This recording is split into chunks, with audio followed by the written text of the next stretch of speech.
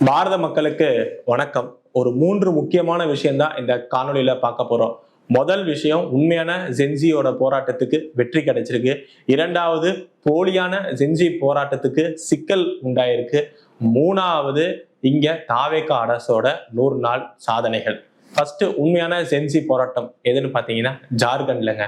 அதாவது எப்படி இங்க ஜந்தர் மந்தர்ல நடைபெற்றதோ அதே மாதிரி ஜார்க்கண்ட்ல அங்க மாணவர்கள் தேர்வு முறையில, அதாவது அந்த மாநில அரசு நடத்தின தேர்வு முறையில ஜேஎஸ்எஸ்சி சிஜிஎல் இந்த தேர்வு முறையில பெரிய குளறுபடி இருக்கு. இத சீர்திருத்தம் பண்ணணும் அப்படின்னு சொல்லிட்டு மாணவர்கள் அமைதியான வழியில, நம்ம முன்னால இருந்து சொல்லிக்கிட்டு இருக்கோம், எந்த ஒரு தேச விரோத கோஷமும் கிடையாது, ஆன்டி இந்தோ ஸ்லோகன் கிடையாது, பிரிவினைவாதிகளுக்கு சப்போர்ட்டா எதுவுமே இல்லாம அமைதியான வழியில போராட்டம் நடைபெற்றுச்சு.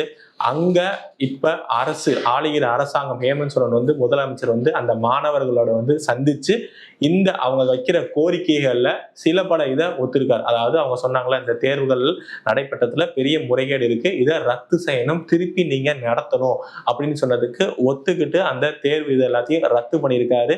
ஃபாஸ்ட் ட்ராக் கோர்ட்டு அதையும் அமைச்சிருக்காரு. ஆனா இதோட முக்கியமான கோரிக்கை அவங்களோடது என்னன்னா, சிபிஐ விசாரணை அப்படிங்கிற ஒரு முக்கியமான கோரிக்கை இருக்கு. ஆனா அதை இப்ப ஆளுகிற அரசாங்கம் ஒத்துக்கவே இல்லை. இதுல நம்ம பார்த்திருப்போம், வெறும் நம்ம ஹேமந்த் சோரன் அவர்கள் மட்டும் குற்றச்சாட்டை சொல்ல முடியாது. ஏன்னா இவங்களோட கூட்டணியில் இருக்கிறது தான் நம்ம காங்கிரஸும். தாவேகால இருக்கிற மாதிரி காங்கிரஸ் அங்க கூட்டணியில அமைச்சரவையில ஜம்முன்னு இருக்காங்க. பாவம் நம்ம ராகுல் காந்தி அவர்கள் சென்சியோட குறையெல்லாம் கேட்கறேன்னு சொல்லிட்டு எங்கெங்கேயோ போறவரு இங்க ஒரு தடவை கூட ஜார்க்கண்ட்ல போராடுற மாணவர்களை எட்டியே பார்க்க மாட்டேங்கிறது. ஏன் தெரியல. ஏன்னா இங்க எந்த ஒரு ஆன்டி இந்தியா ஸ்லோகன் இல்லாம இருந்திருக்கலாம், இல்ல ஹிந்து விரோத ராமரை பத்தி அசிங்கமா பேசாம இருந்திருக்கலாம். அதனால என்னன்னு தெரியல, ராகுல் காந்தி அவர்கள் சும்மா கூட எட்டி பார்க்கல. அங்க ஜந்தர் மந்தர்ல அங்க மாணவர்கள் மேல கலவரம் ஆனனால மாணவர்கள் மேல அங்க போட்ட கேஸ் எல்லாம் வாபஸ் வாங்கணும்னு குரல் கொடுத்தவரு இங்க 600 மாணவர்கள் மேல வழக்கு பதியப்பட்டிருக்கு. ஒரு இடத்துல கூட வாய் திறக்கல. அது என்ன ஆக போகுதுங்கிறது இன்னும் மாநில அரசு சொல்லல.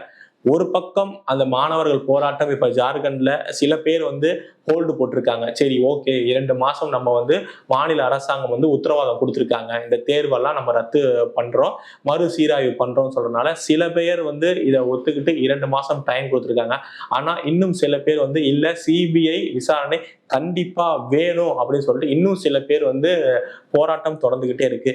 இது ஒரு பக்கம் போயிட்டே இருக்கப்ப மாநில அரசு இந்த தேர்வை நாங்க ரத்து செய்யறோம், அந்த செலெக்ஷன் எல்லாம் நாங்க ரத்து செய்யறோம்னு சொன்ன அடுத்த நிமிஷம் இதன் மூலியமா செலக்ட் ஆகி வந்திருப்பாங்கல்ல, இப்ப வேலை வாய்ப்புல இருந்திருப்பாங்கல்ல, அந்த ஊழியர்கள்லாம் இப்ப ரோட்டுக்கு வர ஆரம்பிச்சிட்டாங்க. என்னங்க நீங்க இப்படி சொல்றதுனால எங்களோட எதிர்காலம் என்ன ஆகுது?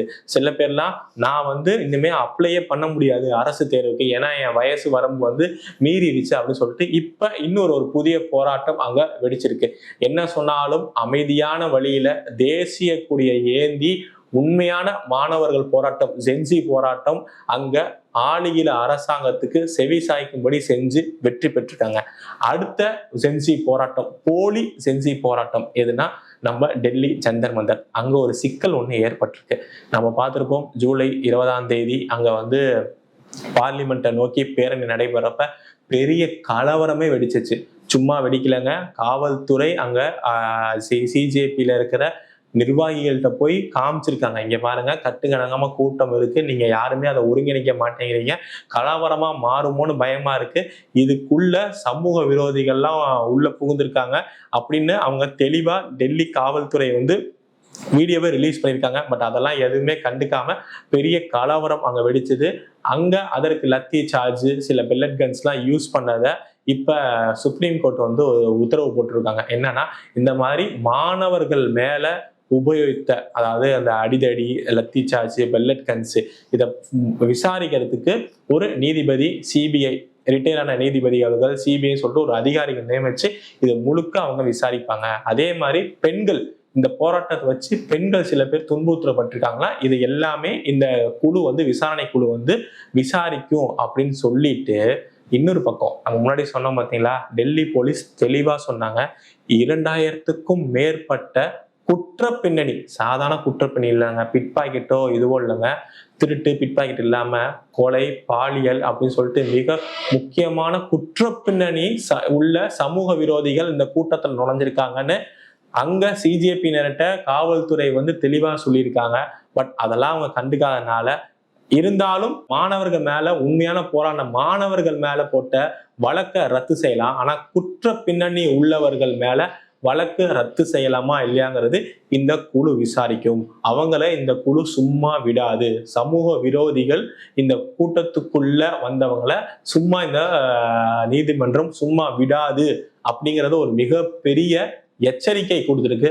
இதை நம்ம பொறுத்துன்னு தான் பார்க்கணும். இது வந்து உண்மையாலுமே அந்த போராட்டம்ங்கிறது கலவரமா மாறுறதுக்கு சமூக விரோதிகள் என்ன மாதிரியான செஞ்சாங்க, அதுல என்னென்ன சதி வேலைகள், ஏன்னா நம்ம பார்த்துருப்போம் நிறைய விஷயங்கள் இந்த சிஜேபி நடத்தின அந்த போராட்டம் கலவரம் மாற தெரிஞ்சு. ISI திட்டம் வெஸ்ட் பெங்கால்ல கைது நடைபெற்றிருக்கு. இதற்கு பஞ்சாப்ல இருக்கிற ஒரு தீவிரவாத அமைப்பு, ஆமாங்க எங்கள்ட்டலாம் வீடியோ கால் பேசினாங்க அந்த அமைப்பினர் அப்படின்னு சொல்லிட்டு அவரு யாரு இங்க தேடப்படும் குற்றவாளி பயங்கரவாதியா இருக்கிற அவர் வந்து ஒரு வீடியோ வெளியிட்டு ஆதரவு கொடுத்திருந்தாங்க. அப்படி இருக்கப்ப இதுக்கு பின்னாடி எவ்வளவு பெரிய சதி வேலைகள், குற்ற பின்னணி உள்ள நபர்கள் எப்படி இதுக்குள்ள வந்தாங்க, அவங்க என்ன பிளான் பண்ணாங்க அப்படிங்கிற விஷயம் இந்த விசாரணை குழு மூலியமா வெளியில வரும்.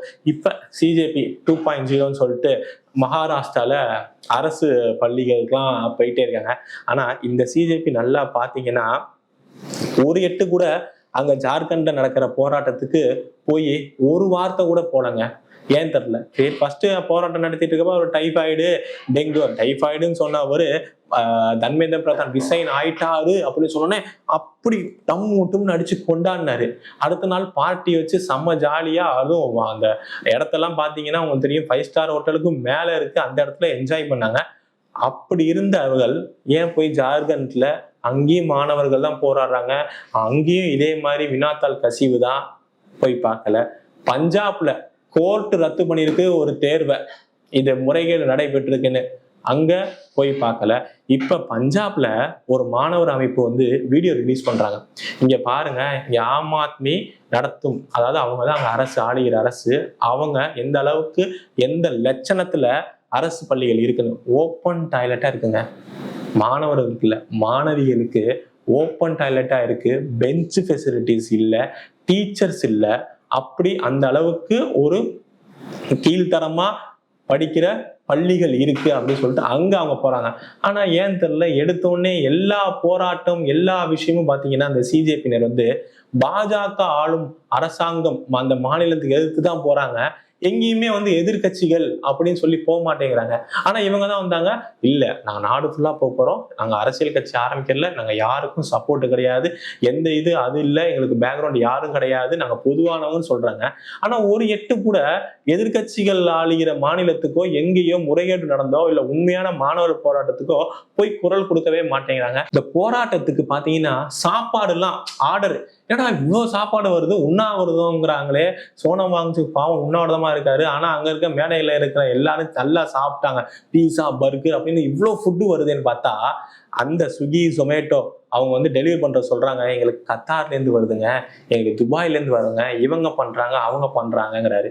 இன்னொருத்தருங்க செல்போன் கடை நடத்துறவரு, அவர் 13 நாள் வந்து அங்க வந்து ஃபுட்டு கொடுத்துட்டு இருந்தாராம். எப்படின்னு தெரியல. செல்போன் கடைக்காரருக்கு எப்படி இவ்வளவு பணம் வருது அப்படிங்கிறதும் நம்மளுக்கு சந்தேகம். இதை தாண்டி ஒரு கம்பெனி, துபாயில இருக்கிற கம்பெனி தனது ஊழியர்களை 23 பேரை காசு கொடுத்து அந்த போராட்டத்துக்கு போக சொல்லியிருக்காங்க. இதெல்லாம் எப்படி? இந்த மாணவர்கள் போராட்டத்துல ஒரு கம்பெனில வேலை பார்க்கறவங்க எப்படி வருவாங்க? பொறுத்திருந்து பார்ப்போம். இந்த விசாரணையில என்ன மாதிரியான பின்னணி வரப்போகுதுங்கிறது நம்ம காத்திருந்துதான் பார்க்கணும். அடுத்தது 3வது, நம்ம தாவேகா அரசு. நம்ம தாவேகா அரசு வந்து எதுல வெற்றியோ தோல்வியோ தெரியல, பட் இந்த நரேட்டிவ் செட்டிங்ல மிகப்பெரிய வெற்றி பெற்றிருக்காங்க. நீங்க யார வேணா போய் கேளுங்க. இப்ப ஆமாங்க ஊழலே இல்லைங்க, லஞ்சமே இல்லைங்க, ஒழிச்சிட்டாருங்க 100 நாள்ல, ஒண்ணுமே கிடையாதுங்க, சுத்தமா இருக்குங்க, பாலாறு தேனாறு அப்படி ஓடுதுங்கிற ஒரு நரேட்டிவ் செட்டிங்கை சூப்பரா சக்சஸ்ஃபுல்லா இம்ப்ளிமெண்ட் பண்ணாங்க. எப்படி அவங்க வந்து இந்த தேர்தலுக்கு முன்னாடி இன்ஸ்டால போய் பெரிய ஒரு கேம்பெயின் பண்ணி வெற்றி பெற்றாங்களோ, இப்ப தேர்தல் முடிஞ்சோடனே தாவேகா அரசு ஊழலுக்கு எதிரான அரசு. ஆனா என்னென்ன ரியாலிட்டி பாத்தீங்கன்னா, தாவேகா அரசு ஊழலுக்கு எதிராக சொல்லிட்டு குற்றச்சாட்டு மற்ற அமைச்சர்கள் மேல வரல, இப்ப முதல்வர் திரு ஜோசப் விஜய் அவர்கள் மேல வந்திருக்கு. என்னன்னா அவர் வந்து அலுவலகத்தை வேற ஒரு இடத்துக்கு ஜோசியர் சொல்லி ஏன்னா இவர் என்ன சொன்னாரு, எங்களோட கொள்கை தலைவர், எங்களோட வழிகாட்டி ஈவேரானாரு. அவர் இந்த மூட நம்பிக்கைக்கு எதிரானவர். அப்படிப்பட்ட வழியில வர திரு ஜோசப் விஜய் அவர்கள் வந்து ஜோசியர் சொல்லிட்டாருன்னு தன் அலுவலகத்தை மாற்றார். அவருக்கு முழு உரிமை இருக்கு, அவர் என்ன வேணா பண்ணலாம், பணிகள் சரியா செஞ்சா போதும்.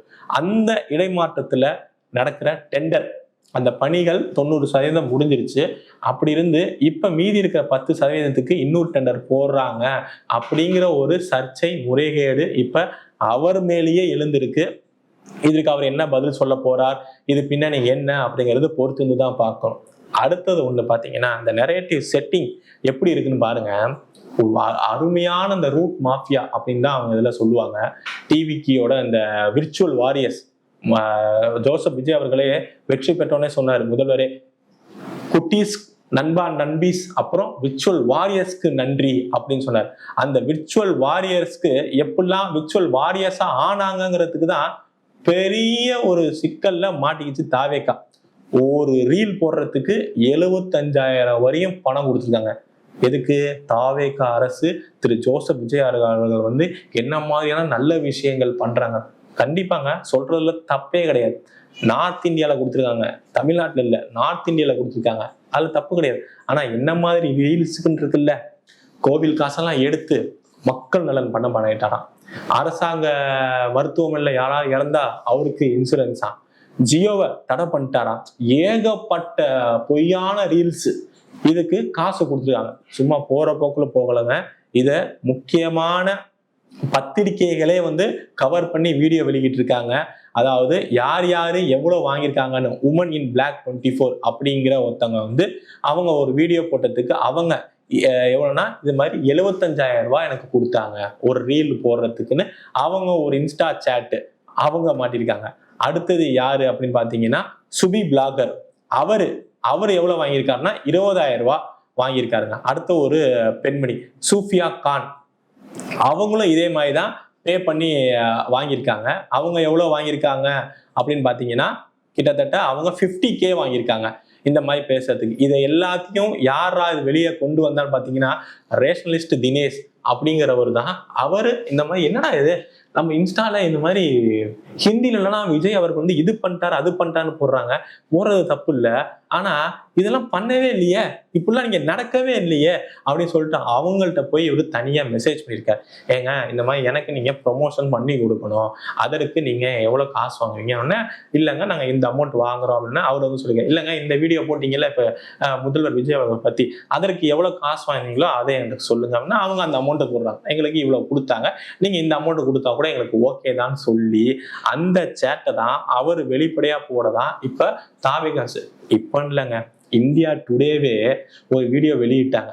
என்ன எந்த அளவுக்கு இன்ஸ்டாலையும் சமூக வலைதளங்கள்ல தாவேகா அரசு பொய்களை பரப்புறாங்கன்னு அவங்களே இந்தியா டுடே ஆங்கில சேனலே நீட்டா ஆட்சிக்கு வந்த உடனே அவங்களே வெளியிட்டு இருக்காங்க. சமூக வலைதளங்கள ஃபுல்லா ஃபேக் ஸ்டோரிஸ் தாவேகா தரப்புல இருந்து பரவிக்கிட்டு இருக்கு அப்படின்னு சொல்லிட்டு இது ஒரு பக்கம் போக, இன்னொரு பக்கம் நீங்க சட்டமன்றத்துல அருமையான விஷயம் நடந்திருக்குங்க.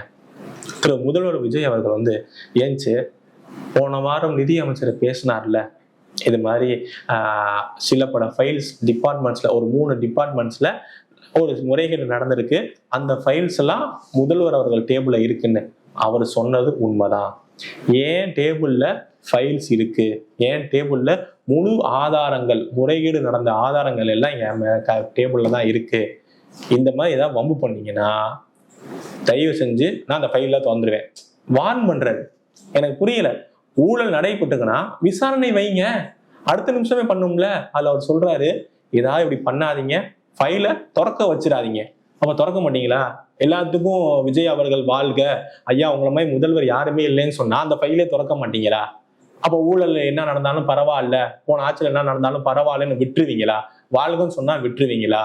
அதை என்ன என்னை திறக்க வச்சிடாதீங்க. அடுத்த வார்த்தையோட சொல்றாரு, எப்ப இது திறக்கணுமோ அப்போ திறப்பேன். எப்ப திறப்பீங்க? இப்ப உங்க வீட்டுல நீங்க யாரோ ஒருத்தவங்க உங்க பர்ஸ் அடிச்சுட்டாங்கன்னா இல்ல எப்ப நான் கம்ப்ளைண்ட் கொடுக்கணும் அப்ப கொடுப்பேன் அப்படிம்பீங்களா? இல்ல உடனே போய் கம்ப்ளைண்ட் கொடுத்து உடனே அந்த திருடனை பிடிப்பீங்களா? எனக்கு புரியல. அப்ப வந்து இந்த ஊழல் நீங்க விசாரணை திமுகவை வந்து ஊழல் செஞ்சதெல்லாம் மக்கள்கிட்ட காட்டணுங்கிறது அரசியல் ரீதியா பண்றீங்க. மக்களோட பணத்தை ஏமாத்திட்டாங்க, அதை எப்படியாவது கொண்டு வருவோம் அப்படிங்கிற ஒரு நல்ல எண்ணம் கிடையாது.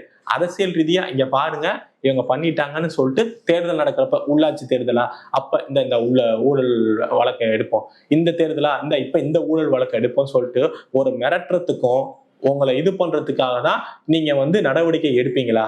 இது என்னங்கிறது தாவேக்காவினர் சொன்னா புரியும். முதல் விஜய் அவர்கள் தொடக்க வச்சிடாதீங்க, எப்போ எடுக்கணும் அப்பதான் எடுப்பேன் அப்படின்னு சொல்லிட்டு. ஃபர்ஸ்ட் எடுக்கிறீங்களோ இல்லையோ அதை விசாரணை பண்றதுக்கு டிபிஎஸ்சில தயவு செஞ்சு அதிகாரியை போடுங்க. ஆல்ரெடி அதிகாரியை போட்டு கொட்டே வாங்கினீங்க நீதிமன்றத்துல. ஏன்னா நீங்க தான் பாவம் தேர்தல் நடக்கிறப்ப இந்த அதிகாரி இருக்கவே கூடாது, இவர் திமுக ஆளு, உடனே மாத்தியே ஆகணும், அவரை இங்க தண்ணியில்லாத காட்டுக்கு மாத்துங்க, தமிழ்நாட்டிலே இருக்கக்கூடாது நீங்க. ஆனா எப்படி என்ன நடந்துச்சுன்னு தெரியல, அந்த அதிகாரம் போட்டீங்க.